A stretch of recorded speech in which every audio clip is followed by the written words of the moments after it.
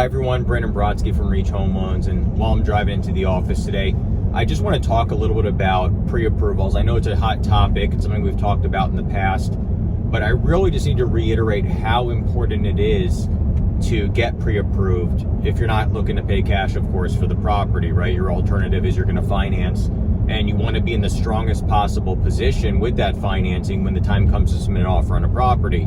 So getting pre-approved doesn't mean let's go out and find a house, and before I submit an offer on that house, let's go through the process of giving documents to the lender and getting quote-unquote pre-approved. Getting pre-approved is you get qualified to purchase a home prior to actually even going out and looking at homes. Pre means before, not go find a home and then do it, because you're putting yourself in a really weak position. In this market, most properties have multiple offers, if not all properties have multiple offers on them. Why would you not want to be in the strongest possible position when it comes time to submit an offer? It's not news to you. It shouldn't be news to you that, it's a tough market and you're going to be competing for the property. So why wait until you find a property before going through the process of qualifying with a lender? You might say, I wasn't 100% sure I even wanted to buy a home. Well, if that's the case, why are you even going out and looking at homes? There must be something that's telling you there's a chance you're going to buy a home. You're not just wasting your time going out and looking at properties on the weekend, right? You think there's some chance that you're going to buy. And if there's any chance at all that you're going to buy a home, and if you're going out and looking at homes, I would assume there is some chance, it's going to be in your best interest to go through the pre-approval process with a lender. Now, if you've already gone through that pre-approval process, just know your pre-approval letter is good for 120 days. It mimics the amount of time that your credit report is good for. So your credit report expires in 120 days. Therefore, your pre-approval letter expires in 120 days. So it's important that if you're, coming up on that 120-day mark, or even if you're, going over the 90-day mark at this point, you're going to want to get your pre-approval letter updated, because you don't want to have your credit report re-pulled during the loan process. Let's say your offer gets accepted on a home.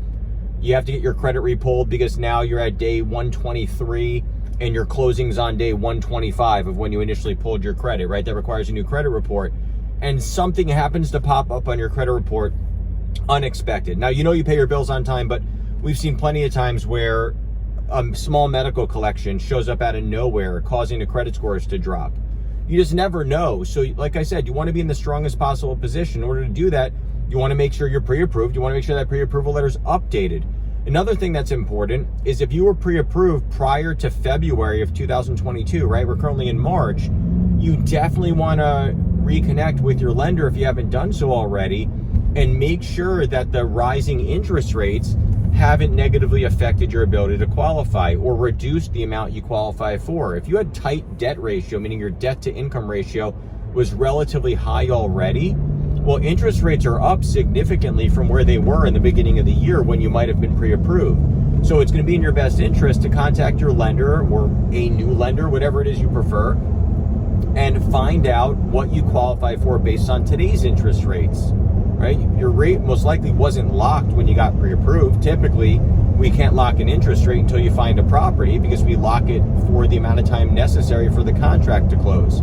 So once again, not only is it important to get pre-approved, if you've already been pre-approved, it's as important to make sure that letter's updated and to make sure that you're notified as to what you qualify for based on where rates are today in this market. So once again, make sure you take the time to get pre-approved. Do so before you go out and look at properties, not after you find a property.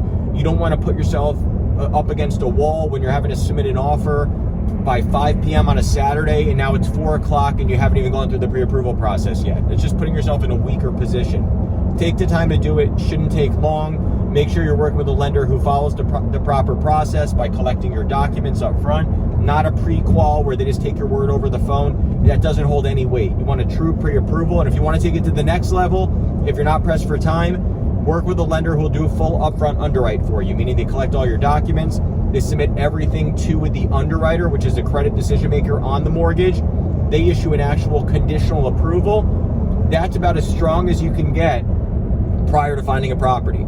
So take the time to do so. If you're not already working with a lender, or you just want a second opinion from a local lender, feel free to contact me directly as always. Brotsky from Reach Home Loans, 954-478 8366.